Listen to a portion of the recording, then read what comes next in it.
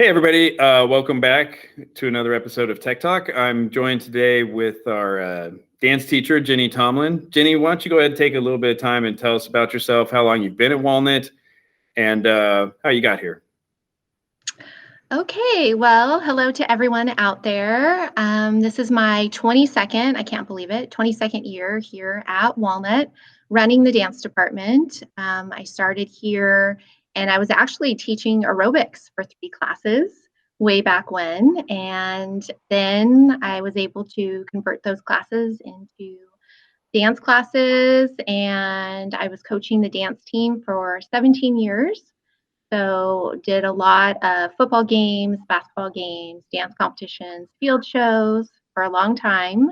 Was able to go from dance one classes only and the dance team to dance one classes, dance two classes, and an advanced dance class. I haven't coached for 5 years, but I still do a winter concert and a spring concert with all of the dancers in the program. So I'm excited to still be here at Walnut, and things have definitely changed this year. And I'm sure Kevin's going to ask me about that. Before we get started, I always had dance kids. Do they just keep going on from dance one to dance two to dance? Like, how many kids keep at it? A lot of the kids do once they complete dance one, because there's more performance opportunities in dance two. So they get to do the winter show at dance two, advanced dance, and dance team. For dance ones, getting them up on stage just during the spring concert, that's like a big deal. So I'd say the majority of them do 2 years completing their PE requirement. The kids that do come in with outside dance studio training, if they don't make the dance team right away, they'll get in one of my classes and then retry out. The dance team girls usually stay for 4 years. Sometimes things happen with their classes where they'll only stay 3, but I think it's the performing that keeps them in. Mm-hmm. So when we moved from distance learning or to distance learning in March, what was that like for PE? You guys obviously, well, PE and dance. What's that like for you guys? Because it's obviously a lot more physical being in person. So what was that like for you guys last year? Well, it's funny. I was just thinking about this time last year. Well, in February, I had just gone with the dance team to Florida, like right before the shutdown. And I remember thinking, are we going to be able to do this with all the talk about COVID and schools possibly shutting down? And we were able to do it. And thankfully, we got there. The girls did well, got home, and everyone was healthy, thank goodness. But and then to go into the shutdown, it was just crazy. I've never saw or watched or been on so many YouTube videos on how to how to teach virtually as I was last spring, because of dance PE being a participation class, trying to reach those kids and get them to still keep moving. It was really tough in the spring because of the no harm grading, that we couldn't lower their grades. And so just communicating, keeping them healthy, keeping them up and moving was our ultimate goal. I think I had maybe 17, which isn't really that many, that I had to really search for when we went into the shutdown. But then I think there was only about 6 that didn't do anything. So everybody else, all my other students were with me learning as we went. I mean, I would go on my neighbor's lawn and video my daughter would video me doing a yoga warm up. The crazy thing, thinking back too, and a lot of people don't know this, but we started a major house renovation in February of last year. So not only were we home, but there was constant jackhammering and hammers and noise everywhere. And so just dealing with my own two kids, getting them accustomed to virtual learning and what this is all about, and me brainstorming how am I going to get my kids on camera, having them move. I was trying to find any location I could to get quiet and to get myself videoed. I've never been videoed so much in my life last March.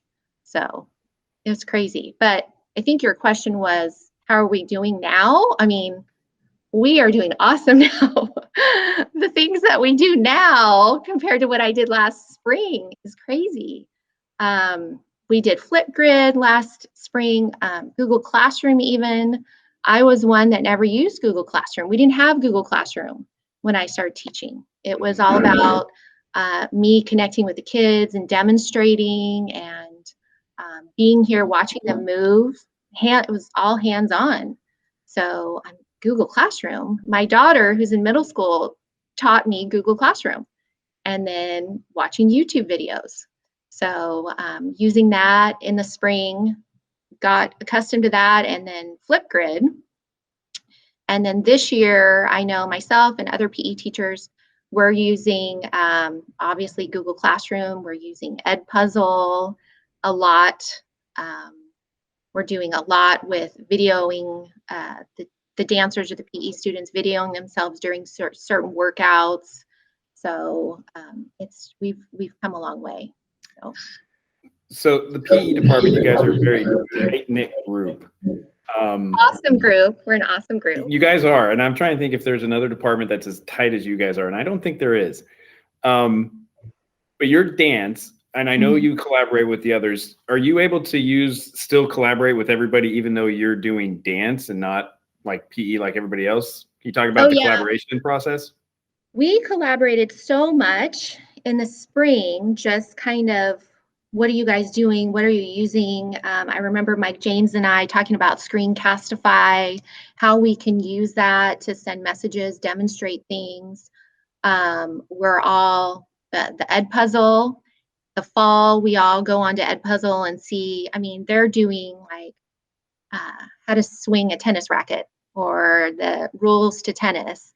And it's funny because some of them will communicate with me and say, oh, I saw your Edpuzzle on Jerome Robbins or Alvin Ailey, you know.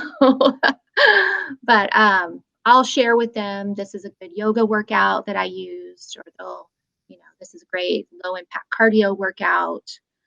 Because with these 80-minute classes, we can't expect them to be moving for all 80 minutes. I mean, we could, but it would definitely be an uphill battle. So we try to share how we're breaking it up, the different things that we're doing to keep the kids invested. Okay, so as you and the teacher, you kind of touched on this a little bit. You're in a area where you probably never thought you'd have to use a computer as much as you have. How has that transition been for you, to where you've gone from, like you said, everything's in person, I'm showing, everything's hands-on, to it's all now basically through a computer and camera? Oh my gosh, crazy. Now, thankfully, Barbie was awesome. She got me my webcam and tripod. I have a whole setup here in the dance room, and my second monitor. Just getting everything connected at the beginning of the year, I was like, oh my gosh, this is this is a lot. But now teaching, I know how to teach facing the dancers, and then I have to turn around and demonstrate it so they can follow my feet. Mm-hmm. A lot of it is I have to say, I'm facing the left corner, I'm using the right leg. You know, it's just a different way of teaching. And I can't be as picky as if I was in person. I say right now, I'm doing the right. If you want to go left, it's fine. As long as I see that you're doing the movement, that's what I'm looking for. Getting the kids to actually participate. The squares on our screen can be very small. So we've gone from turn in this activity log, I'm going to trust that you're doing it, to now is, no, I need to see you actually doing the movement. And they've come a long way. Before, I would get one arm in the screen showing me that they're doing a workout, to some do the whole body, some do shoulders down. It's funny because when I have like a vocab list, and I'll say at the beginning of the year, pick 3 terms from this jazz vocab list and video yourself doing the terms. Well, some dancers, and they tried, but they would video like their shoulders to like their legs. And I would respond back and say, I think you're doing this, but I can't see your legs, or I can't see, your arms at all. So it's weird because I have to totally rethink looking at a camera and having the kids video and being very specific about what I'm asking them to do. So this next question gets asked. So I don't know what you're going to ask or answer. We always kind of talk about during this time of distance learning, it's like this, it's bad, but you've learned a lot of new stuff. Yeah. Is there anything, and I'd be shocked, but that's what I'm going to ask. I'd be shocked, but is there anything that you're doing now in distance learning that when we come back in person, you'll continue to do? Oh, absolutely. I feel like that I am such a better teacher. I do. I feel like I'm actually more current with the kids. But I will definitely continue to use Google Classroom to communicate and have the kids upload their assignments. I think now that even this semester, I changed how I did my Google Classroom. I feel like it's so much more organized, and I'm all about easy access for them. So I will definitely use Google Classroom. I will definitely have them submit videos, probably not as often, because when they're here in person, the cool thing about performing is you get an audience in the class to watch you. But some kids, that makes them very uncomfortable. So I could always say you could submit a video, or for makeups purposes, instead of just believing that they did the makeup, no, you need to submit a video of yourself actually doing X, Y, and Z so I can see it. So I definitely would. And Edpuzzle, I've done a lot of dance history packets and had the kids turn in papers. We're now Edpuzzle. A lot of that stuff I can create on my own, which I am super proud of myself. And, it's so easy. I don't think, honestly, that I would continue using Flipgrid. So for everyone that likes Flipgrid, it definitely has its pluses, but some of the dancers get really, they like only me to see their videos. Mm-hmm. So, which I know there's a setting on there. I did learn that too. But a lot of Flipgrid is the kids can respond to other people's responses. And with dance, especially my dance one, students, they get a little uncomfortable with people watching them.